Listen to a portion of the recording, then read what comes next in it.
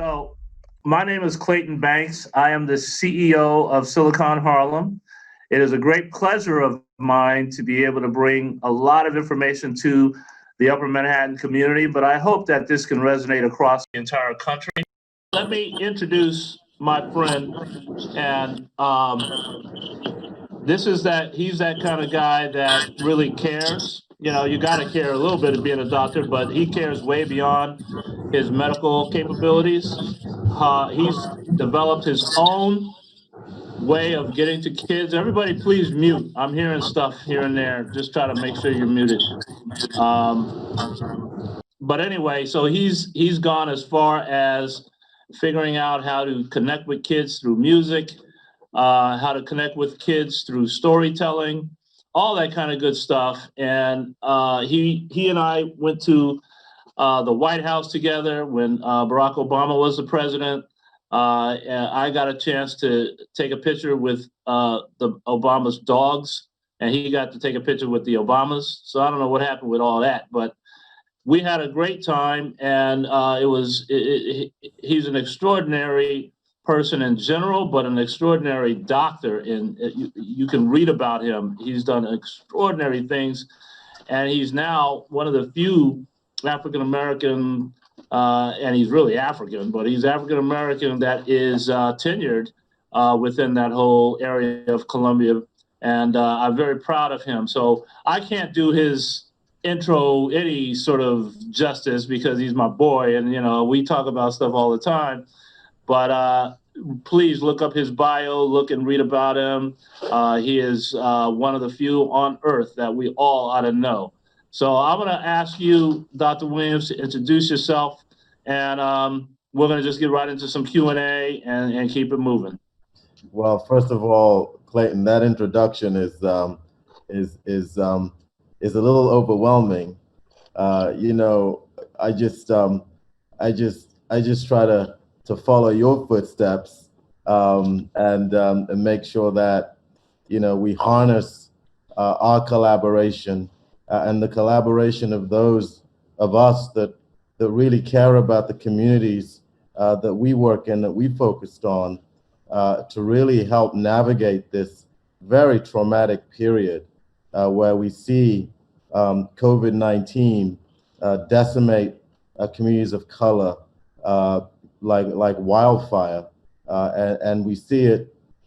We see the ugly head of racism rear its head and add to the wound and accelerating the bleeding that has been in this society for hundreds and hundreds of years. So I feel as if that this is a special moment where in which crisis has actually created opportunity, and I've been really encouraged by the diversity among those who have stood up and said enough, and let's try to move forward the agenda of justice, of equity, and of the importance of fighting this as one people, instead of what's been going on over the last few months.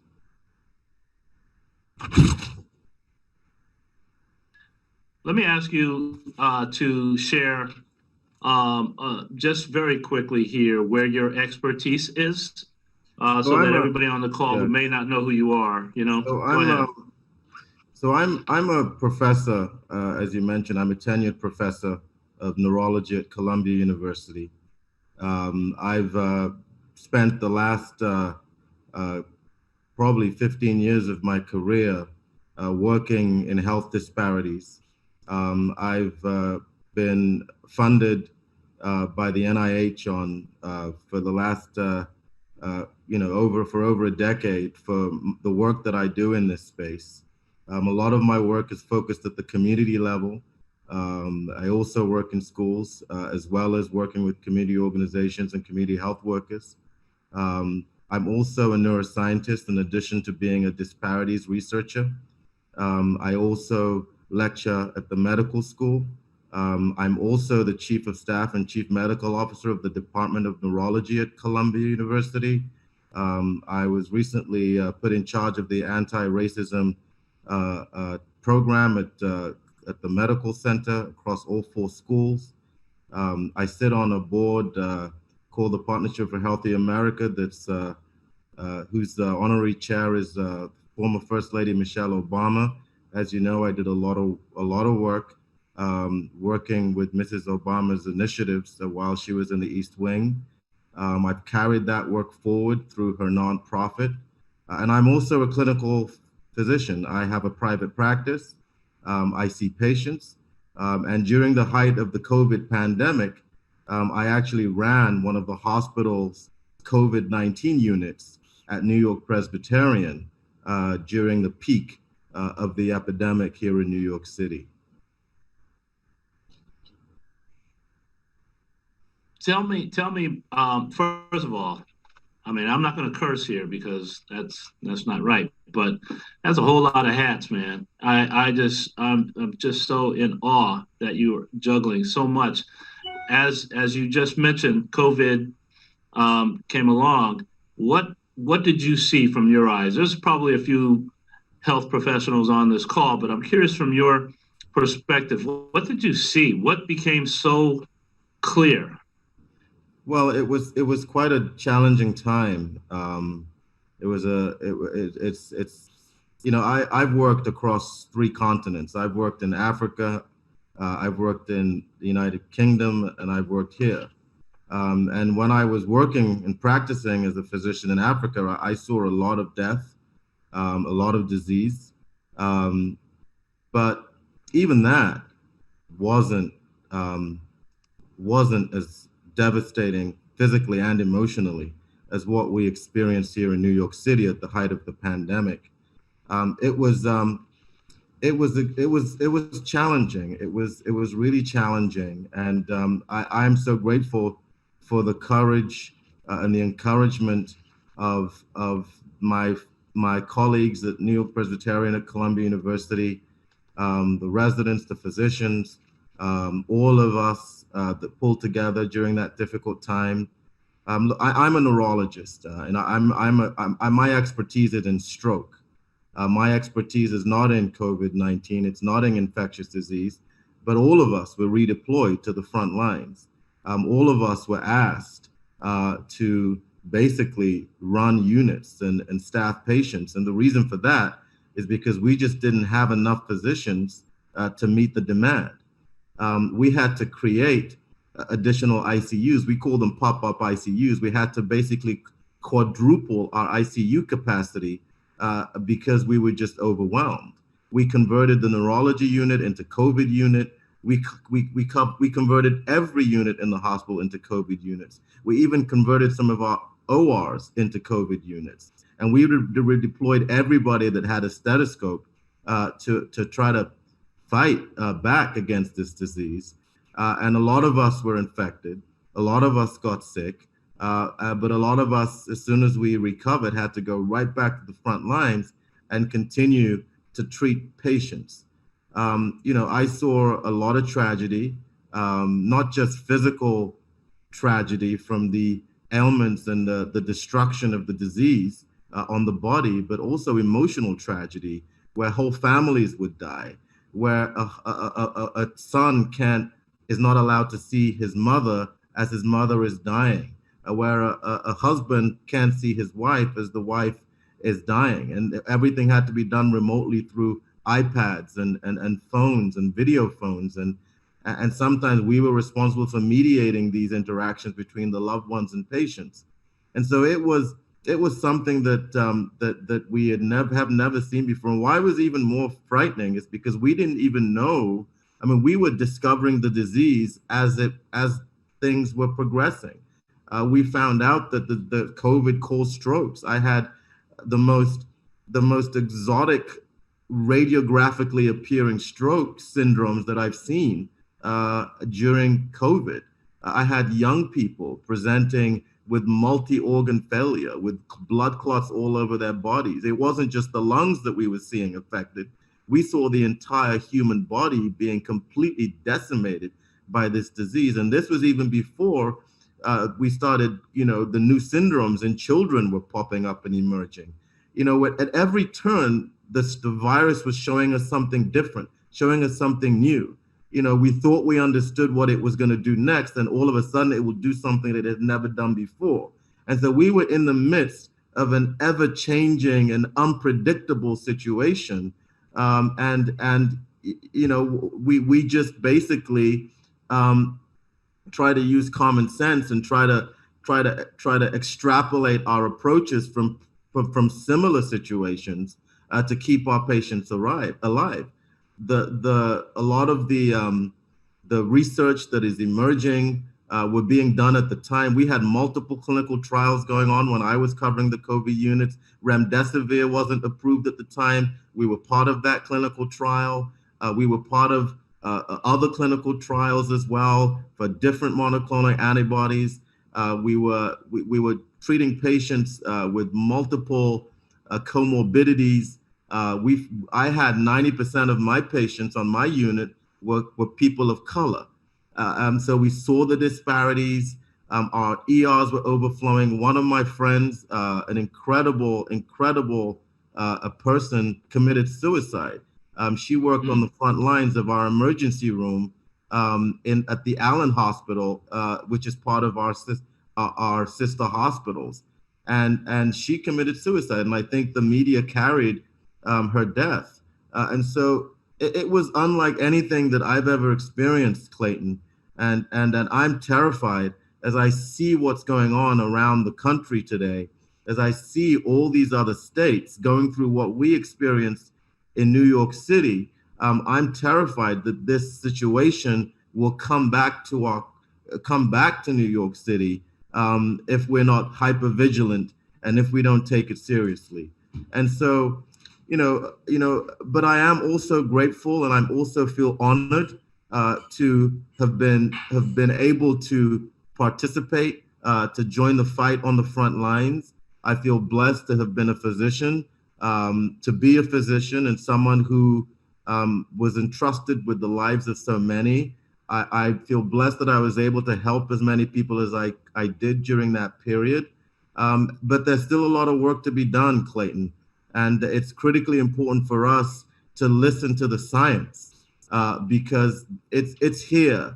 It's still on our streets. The only way we're going to get through this is if we pull together instead of what's happening as I weep, I see us being pulled apart. There's a time for politics. And that time is not in the middle of a pandemic that's destroying the very fabric of society. This is the time, Clayton, where we have to rise up. We have to find that higher self and band together, come together as one human race against this destructive and evil virus that is going to really take a lot to push back. Well, it is, and so you better call me when you better call me when you're running for president. I know what you're going to say already, Mark. So yeah, but I'll come to you in a second. One of the things we're going to ask you is to talk about contact tracing. One of the things that's been a little bit, top of mind of a lot of people, and some of us have actually done a deep dive on it. The city had announced how many people they're going to need. Contact tracing, from my perspective, is not new. We had to have it, I guess, in the 60s when the gonorrhea outbreak. In the 80s, AIDS, there was contact tracing going on, and now this pandemic. What's your take on that, and what can you tell the people on this call, just from your perspective? I don't expect you to get deep, but just on contact tracing, being able to mitigate this spread. Yeah, I mean, contact tracing is critically important. If we are going to get this situation under control, contact tracing is a way to prevent the spread of infectious diseases, whether it's COVID or other types of infectious diseases. It's a very well-established epidemiological strategy for addressing, for trying to control and interrupting the spread of infectious diseases. And it typically involves, interviewing people with COVID-19 to identify everyone that they've had close contact with during the time that they were infectious, and notifying contacts of their potential exposure, referring the contacts for testing, and monitoring the contacts for signs and symptoms of COVID, and then connecting the contacts with services they might need during the self-quarantine period. Now, it's critically important for contact tracing to be effective for the testing to return in a timely manner. Because if we can't turn around the test in a timely manner, if the test takes 1 week or 2 weeks to come back positive, then the number of people exposed to that individual could increase significantly during that waiting period. And that puts a burden on the numbers needed to be traced. But the only way to really to interrupt the spread is by really doing aggressive contact tracing. If Mr. Smith is infected with COVID-19, and over the last few days during his infectious period, if Mr. Smith went to 10 people, was exposed to 10 people, those 10 people need to be contacted. They need to be referred for testing, and they need to be quarantined and monitored for signs and symptoms of COVID. Because if we don't identify these individuals who have been exposed to an individual with the infection, then we're never going to be able to interrupt the cycle of disease transmission. And so it's critically important for us to understand what contact tracing is and how it can be used to break the cycle of spread and keep us safe. And so it's everything, Clayton. It's not just as simple as increasing testing capability. It's not just as simple as making testing more widespread and more available, but chasing down the contacts and isolating those contacts that they don't propagate the spread is also equally important. Wow. And that's what we'll continue to talk tonight about. Put your questions in the chat, please. Mark, you'll be first. So everyone put their question in the chat. Mark, you look like you have a burning question. Go ahead. No, and honestly, what a rock star that doctor is, and honestly, it's fantastic. So, a couple of sort of questions that sort of spring to mind. Honestly, for contact tracing to be effective, it really has to be, in the hands of the public to sort of self-adhere to it, or certainly sort of,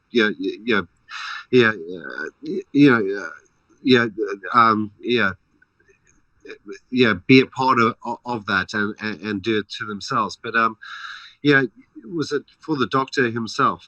He's obviously was at the front lines, and I just want to know how effective plasma, the availability of convalescent blood plasma, which had the antigens and certainly what we think is the cure prior to a vaccine. What he sort of saw in terms of the plasma infusion of patients prior to maybe getting really to a bad stage. So I'm sorry that wasn't very convoluted, but I'd love to hear his thoughts of what plasma played. Yeah, I mean, no, that's fine. That's fine, Mark. Go ahead, Dr. Williams. So, I mean, I think convalescent plasma is a promising approach.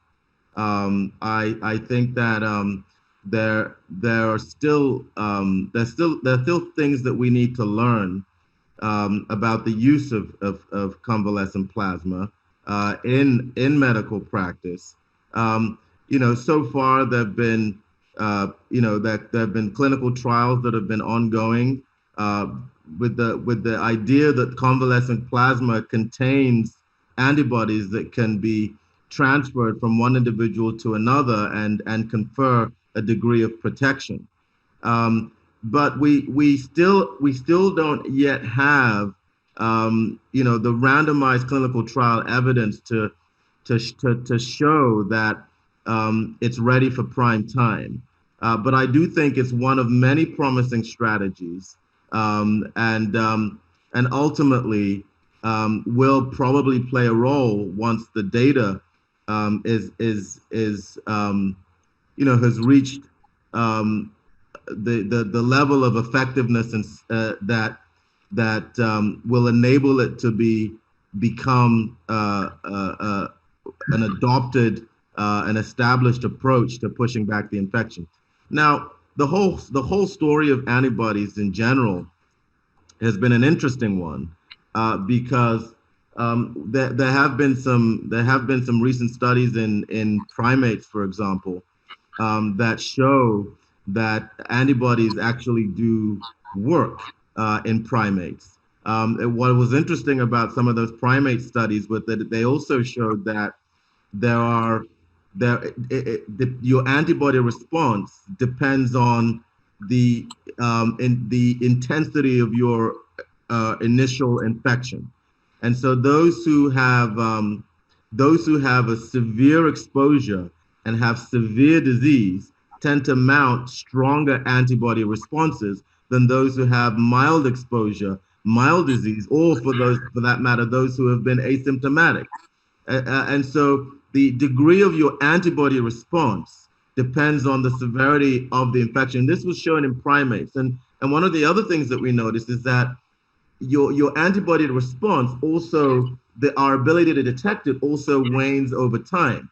And so if I test your antibodies 2 weeks after a severe infection, your antibody titers might be sufficient enough to be positive when I test you for antibodies, especially the IgG neutralizing antibodies, which are the important antibodies when it comes to protection. But as I go further out, down, if I go further out from week to week to month, those titers come down, and our ability to detect those titers you might come back negative. But that doesn't mean you're not immune. We actually don't know whether you can harbor a negligible amount of antibodies, those that fall below our ability to clinically detect them, and still be immune. We just don't know. And the primate data shows that among those primates that were reinfected, even those who had very low antibody titers were still able to mount a response against the virus when they were re-challenged by the virus. And a lot of those primates either had, the second time around, had either very mild infection or no infection when they were re-challenged. And these are those who had developed antibody titers, the IgG neutralizing antibodies to the infection. And so antibodies, while we don't yet have the definitive answer in humans, and while we're still sorting through the evidence that hopefully will tell us unequivocally how antibodies are going to play a role in this infection, we do have some interesting and encouraging primate data showing that there is promise there. And I believe that the story of convalescent plasma is going to continue to evolve with the story of the antibody story as we move forward and as we continue to tease out the data. So I do think that, so to answer your question, I do think that all of these advances are going to play a role in treating the disease, and convalescent plasma might be one of those, although it is too early to tell. That's outstanding, Dr. Williams. I know we don't have much time, and everybody has a lot of questions. So we're going to try to. I'm sorry, Mark. I know you want to have a follow up, but you'll get your shot. couple of questions. Harvey, did you want to ask one real quick here? Harvey Newman, I know you were in there, and Eric D. We're going to get those two. And make it a little bit more quicker, Dr. Williams. You're getting on my nerves with all that. Thank you, Dr. Williams. That's my boy. I can talk with him like that. That's my dude. Go ahead, Harvey. Thank you, Dr. Williams. You mentioned the children that you saw during this period. I'm curious of what your thoughts are about opening schools in New York City. And there's a whole range of different pieces of information about how children are affected. So I just wanted you to talk about that a little bit. Yeah, so I mean, I'm not a pediatrician, but the recent data came out just yesterday about children and the virus being harbored in the nasopharynx of children, and how even though children under 5 can be asymptomatic, they can also spread the virus. And so this is what I think. I mean, I think that if the infection rates continue to be low, I think that we can slowly open the schools using very sensible blended approaches. In other words, the combination of distance learning with on-site learning, but the on-site learning needs to be done in a socially distanced way. And it needs to be done with all the infection control precautions necessary to keep our children safe. I do think that it's critically important for us to pay careful attention to the numbers of students that are allowed in the school at any given time, or in a specific classroom at any given time, because social distancing is going to be very, very important. There are different models that from around the world, that from Vietnam to Sweden to the Danish model, that show how we can open our schools using these blended approaches that combine distance learning with social distancing. Also, things like keeping the same teacher with the same group of kids. I mean, there are definite guidelines to this. So we can do it safely, but we need to be smart about it. The second thing I want to mention is that we also need to be prepared to shut down if necessary. And we need to have a plan to shut down if we do find an infection in one particular classroom, for example. But New York City is in a very different place. And New York State is a very different place to a lot of states with rising coronavirus levels. And I certainly would not recommend reopening schools if you come from an area with rising coronavirus cases. If you're in one of those areas, you should not be opening schools. Your first priority is to get those cases down, control the rising spread before you even think about opening schools. But I think we're in a place in New York City where if we're very smart about it, we might be able to do a blended approach that's safe. Thank you, Doctor. My goodness. Good. Eric D., make it Yes, quick, sir. my man. Yes, thank you very much. Doctor, I want to ask you, do you know about the killing of coronavirus and its circulation through air filtration systems?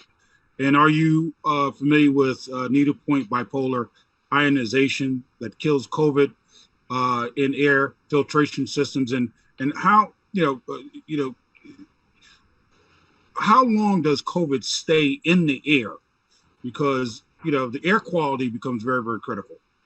That's a great question. The first thing I want to say is, I'm going to answer your last question first. So how long does it stay in the air?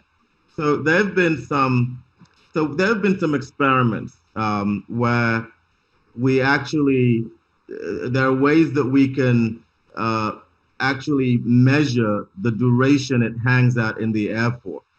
And it's anywhere from 30 minutes to a few hours, Wow. up to 2 to 3 hours, anywhere from 30 minutes up to 2 to 3 hours. And that's in some studies that we've seen in COVID rooms, in patient rooms. I think the study was from Washington State. So we know that it can hang out in the air for a long time. Now, with regards to your second question, filtration systems, I'm not really convinced by that evidence as of yet, but there is emerging evidence about certain types of UV radiation. In fact, one of my colleagues here in at Columbia has developed a type of UV light, a germicidal UV light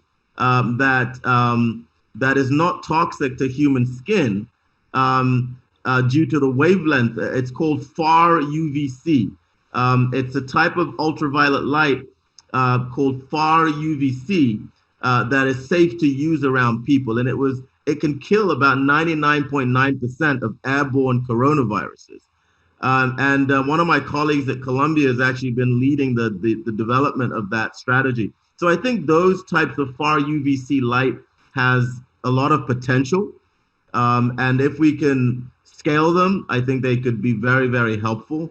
And there is emerging evidence to support the effectiveness of those approaches. But the filtration systems, I'm not yet aware of rigorous evidence to support that approach is close to being a reality. Well, it's so interesting how you frame that, because there's so much information coming out, and it's difficult sometimes to figure out what's real, what's not real, what's been really tested, not tested. I think there's been a little bit of lack of leadership across the board. And so we're all sort of scrambling, but to have you here, and I think everyone would agree with me, just hearing you sort of frame it is helping us quite a bit. There's more questions in the chat than I can allow for right now, because we have to start to transition. I'm going to ask Dr. Williams to have his final word. After that, I'm going to ask everyone to take a look at the poll that I'll be releasing. I just want to poll up and see what everyone is feeling. And then we're going to have a second round on contact tracing led by Lisa Gus and Ted Schulman. So we're going to get moving on that. Dr. Williams, it's your floor. Whatever you want to say to this group, that's, I think, really appreciate what you've shared already. And would love for you to give us your final word. Well, I just want to thank all of you. I think that what the work that Clayton's doing at Silicon Harlem could not be more important. I just want to say that the digital divide is going to widen the health disparities. I'll say that again. The digital divide will widen health disparities. People have been talking about these health disparities, but they don't really appreciate the role that the digital divide is going to play. And so the work I'll just give you a specific example. I do a lot of telehealth with patients. I see a lot of my patients now, not just in person, but also via telehealth. And there's a group of patients that just can't even, onboard themselves onto the platform. A group of patients that just don't know how to get on to that video session through our MyChart app to have an interaction with me. And so what happens? Those patients I have to speak to by telephone, I can't examine them virtually, or they have to come to the hospital and be potentially exposed for me to examine them physically. So that's just one little example and how this technology gap can worsen health disparities. I have a whole nother group of patients who I spend all day on video clinics, examining them, making recommendations, doing neurological evaluations but that's a certain group of patients. And so we need to be careful. And a lot of you are here because of your interest or work in the digital space. And I just want to mention that the digital divide is not only going to set us back economically, it's not only going to be set us back from a business and economic perspective, it's also going to set us back medically. It's going to set us back from a health disparities perspective. And so I'm leaning on people like Clayton to really help close this digital divide so that people like me can do my job and reach the people that need to see me, and not only the people who can afford to see me or the people who have the digital literacy to see me. And so I'm just going to end there, and I thank you all for your time today. First of all, thank you, everyone. We got some really good data here. And the results, if you can't see it, I will tell you that the first question of how likely you are to use a cell phone-based contact tracing system, 80% said likely, and 20% said no. Do you trust any organization to keep information safe? Yes, 34%. No, 66%. I hear that. Do you believe tracing apps are the biggest current threat to digital privacy, more than identity theft or cybercrime? No, 72%.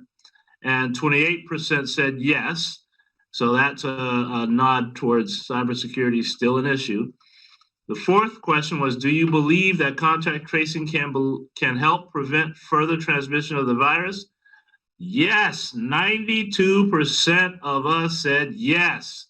And then there's 8% who's still pissed off about something that said no. All right. Number 5, and the last one is, would you support a contact tracing app if was developed by and had oversight by your community?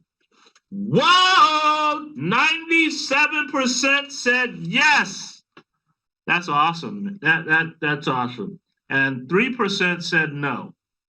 So thank you for that. We're going to transition right into this discussion. And Ted Schulman, I'm going to ask you to start it off. Go ahead, Ted. I'm here because I have a wide range of skills and experiences. And I know Bruce for over 20 years at this stage, from the first round of the Empowerment Zone uptown. I'm a multimedia producer and an anthropologist, and have focused on leading edge technology my entire career. I had produced the Learning Center at Ellis Island, which was an interactive technology project when Ellis Island opened, sponsored by the phone company, by 9X. And in my last job, I worked for Apple's ad agency, TBWA Chiat, which was a global ad agency. And I've worked with many ad agencies on a variety of large campaigns. At Chiat, I managed the organization's technical infrastructure, the enterprise system for a global ad agency that had 300 offices. And because we were Apple's ad agency, we were dictated with mandated the goal of creating it without using Microsoft products. That led us into open source, and open source as a development technique, as a value creation mechanism. And we built this global enterprise system on open source technologies. Since doing that, I've become an open source advocate. I had the opportunity to be living downtown a block away from Zagati Park during Occupy Wall Street, and represented Occupy at the United Nations Earth Summit, or helped to facilitate Occupy's representation at the Earth Summit, and Occupy's embracement of open source technologies. So in the last couple of years, I've been developing a community-based approach to actually the seafood ecosystem.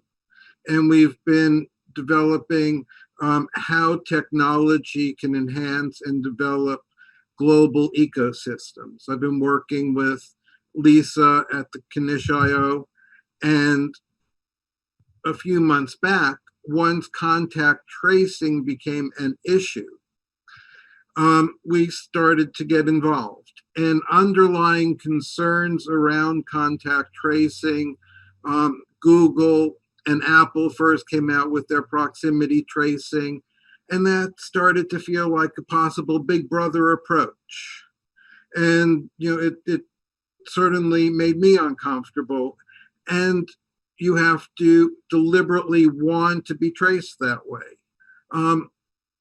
At this stage, New York has now hired 3,000 contact tracers. In the New York Times the other day, there was an article how New York is saying that the contact tracing program is successful. The tracers are saying it's a mess.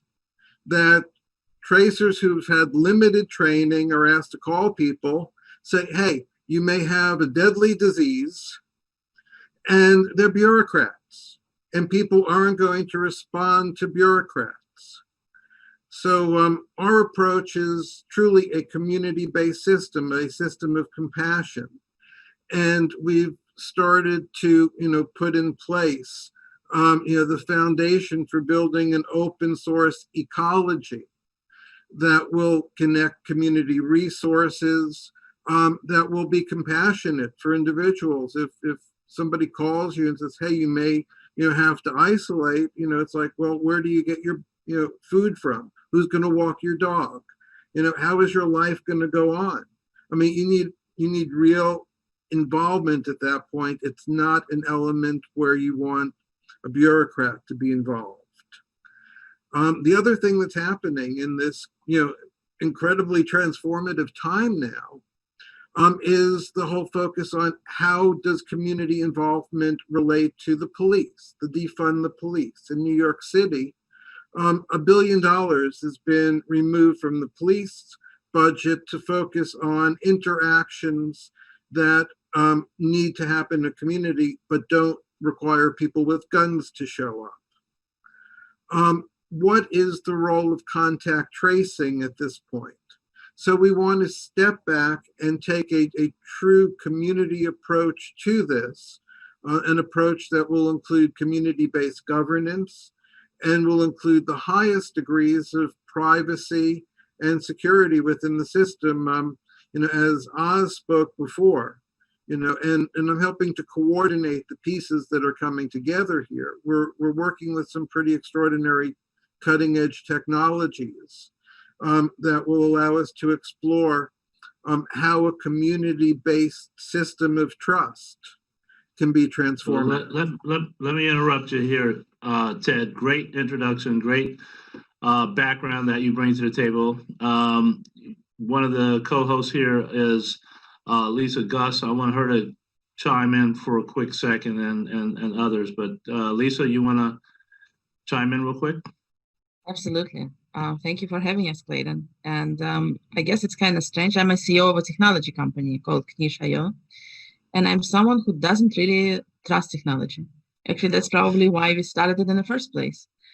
I actually came into this space as an entrepreneur in a publishing space, and I could see Amazon, the ultimate technology behemoth, destroying any faith I had in its vendor ecosystem and in the way it was actually working with its not just people who are selling it, but who are also buying it from them. To them, Amazon, to me actually, Amazon was really just milking everybody as a cash cow. And so what we have resolved to do is give the control back and trust back to people who are making part of the community, because without buyers, without clients, without partners, what is a technology company but an empty lines of code? And that's how we really created ISOC-NY, and that's how I'm so excited to work with people like Ted, like Dr. Asif, who are creating the kind of solutions that are actually there for the community.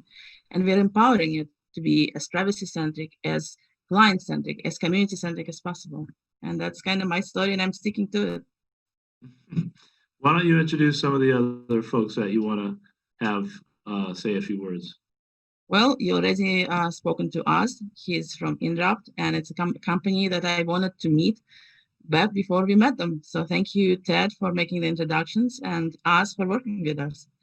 And definitely Dr. Asif, he is coming to us as a chief medical officer, as a sort of our advisor, on how to create ways to bring about the tracing of and contacting of people who are able to learn from, get treatment of, and give back to the community through MedMergent by actually donating plasma and learning about what it can do. All of it is really a way for us to create an ecosystem from contact tracing that Ted is putting together, through education, through recovery, plasma donation, and finally through living beyond medical debt, beyond all the issues that are plaguing the community right now, beyond COVID patients. We want to really be there for you and with our community from start, from start to end. And that's Thank where you. the faith Well, thank you, Lisa. And I saw you, Dr. Asif. I know you're trying to get a word in. You got all that noise behind you, but we want to hear you. Go ahead, say something, man. I want to hear you. This is another brilliant man that I've met recently who really gets it, So go ahead, say a few words to the public here. Thanks so much for the opportunity. My name is Dr. Asif Ali. I'm calling in from Houston, Texas at the Texas Medical Center. I'm a clinical assistant professor from University of Texas and representing MedMergent, where we're really focused on getting America back on its feet. Everything from get back to school, get back to work, and getting back, people to really end to end, from everything from the contract tracing to getting you tested with for COVID-19, all the way up through asking for donations for your plasma. We've talked about people getting sick, but how do we get back to the community? How do we get back to Harlem? How do we, make sure that we have the needs assessments and the people on the ground, the troops on the ground, as they say, and how do we really go from that A to Z, from the beginning of education awareness to testing, to asking people for their donations for plasma, and actually getting that donated to the people who are at need. So that is our goal, and we're happy to collaborate and get back where we can to Silicon Harlem. I think these are great initiatives, and we're here to support. Well, thank you so much for your service and the fact that you're still working right now, I could see. So it's awesome that you took some time to join us. And I had a question for all of you, Ted and Lisa and Dr. Az and Oz. I mean, all of you, however you want to sort of get at this, but maybe Lisa, you could start us off, which is thinking about an app that I think Ted put in the chat, UpTrace. At least that's the website. What are some of the criteria that the group put together to create a contact tracing product that perhaps is better for people than what Google and Apple has done, for example? What were some of the criteria that went into that? That's an excellent question, and I think the main thing that we wanted to create is the sense of community, because beyond contact tracing, it's the trust that you're giving people. I mean, people are calling you and asking you, well, who did you meet? And why should you tell them about it? It's something that very likely can turn against you, especially when we are seeing what the police raids are looking like in Portland and so forth. Why would you ever share it? People are coming up with all sorts of ideas how to hide their identity. Now we're asking people to donate their time, their contacts, their plasma, and why? So I think our main issue has been how to build in that faith and giving back. We want to incentivize people. We want to prove that whatever you do for us is not going to get beyond the scope of what we're promising you. And in fact, as far as ISOC-NY is concerned, we're not even keeping your information. We are letting it pass right through. The information is yours, and you should keep it. That's kind of. Ed, you wanna comment on that question of some of the criteria that Lisa just gave us? Yeah, the fundamentals behind any contact tracing or any system that's going to be taken seriously now are that it needs to be open source, which means that the code itself has to be available to anyone who's involved in developing the system. and the code can be audited. It can be trusted, therefore, and that it's what's now called a distributed system. And we've now looked at a number of layers of new technology that are aimed at the Internet of Things. And we're at an incredible moment in time right now.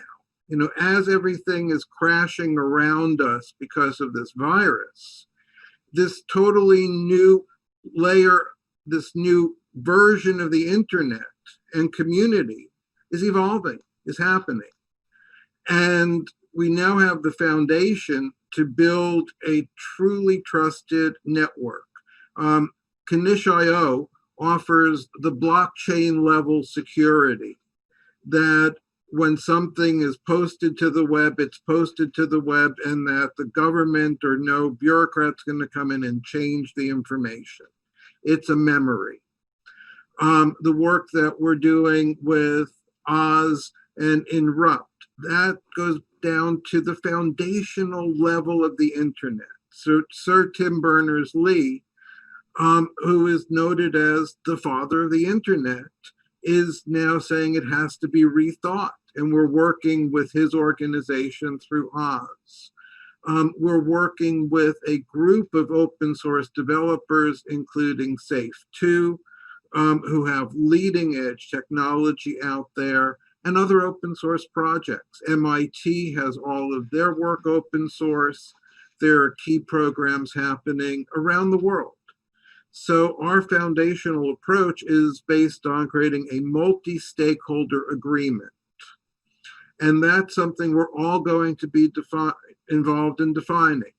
I came to understand the concept of multi-stakeholder agreement through my involvement with the United Nations. And it's an emerging form of governance. And it would be how we begin to create trusted organizations that can be involved as compassionate organizations in people's lives through this community approach we're building. Then finally, the architecture, open source, we're using, getting technical, but a connection layer called GraphQL, which makes what we're doing a giant switchboard. So other open source applications can plug into this very quickly and easily. It's creating a unified approach to development. So, you know, the interest here is in, you know, creating this new, essentially online system of compassion that grows out of this initial need for contact tracers. Well, thank you, Ted, for that. I'm gonna try to move this along and bring this a little bit to. We wanted to introduce tonight a few things. Obviously, the concept of contact tracing.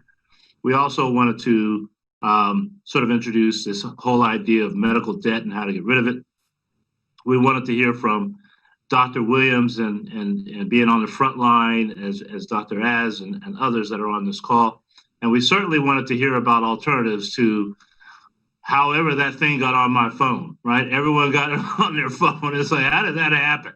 So to have some group like us to work together, work with the community, talk to people, and build something that maybe can save lives and be much more controlled by the community versus, like you said, you know, some other entity. I think that's something that we have to sort of at least talk about. And that's what this tonight was about. I am going to push it up, and I'm going to ask anyone who has a question on any of this, whether it's to me or to Lisa or to Dr. Az or Oz or anyone, if you have a question for us, put it in a chat. I'm going to spend the next 5 minutes on that. I do want to make one announcement, which is all of you who are on this call right now, the fact that you're on this call, I'm giving you a free smart thermometer. This could save your life. Temperature is one of the most #1 things of symptoms for COVID. Every single one on this call receives a smart thermometer. All right. So all you have to do is email email me. And my email is, put it in the chat, would you, Raku? MR, all right, MR.BANKS. What's that spell? You goddamn right it does, Mr. Banks, at siliconharlem.com. You're gonna get this free smart thermometer, and if you need more than one, let me know. All right, we really want everyone to have these, and that's one of the things we try to do. Questions in the chat. I'm going in now. I'm going to see what's going on here. And okay. Ted, it's a question for you. You have to be very quick and concise because we want everyone to get a chance. This comes from Sean Dulce. Sean, I'm just going to say the question for you. The question is, how do you prevent commercial interests from abusing the open source code? Open source is registered as open source. There's an organization called the Creative Commons, and open source can be registered what's called copyleft. And the license, therefore, can be set up to prohibit open source from being used within commercial code, unless the commercial code itself becomes open source. So there are a wide range of different agreements that can be created around the use of open source. And there are systems now that are very well developed. GitHub is the leading system for posting open source projects. And they're used and shared globally. Open source has, over the past 2 or 3 years, become the dominant evolving model for internet development and wealth creation. As a development model itself, it's creating incredible shifts and leveling the playing field in amazing ways. That's great. I just saw a note in the chat from one of my, play little brothers, who I love to death, Tony Reed, talking about, let's deliver the smart thermometers by drone. Well, we're not going to do that, but I will say that's a good idea. Tony Reed on this call is one of the leading minds around drone technology. And if you get a chance to talk with him, please do. Tony Reed is on this call. I want to thank my team that helped really put this Zoom platform together for us. And I've got some incredible people at Silicon Harlem. So thank you, everybody. Everyone, unmute everybody, Raku, so they can all say something to themselves. Or how about happy birthday, Clayton Banks? Happy birthday, Clayton. Happy birthday, Clayton. Happy birthday, Clayton. Happy birthday.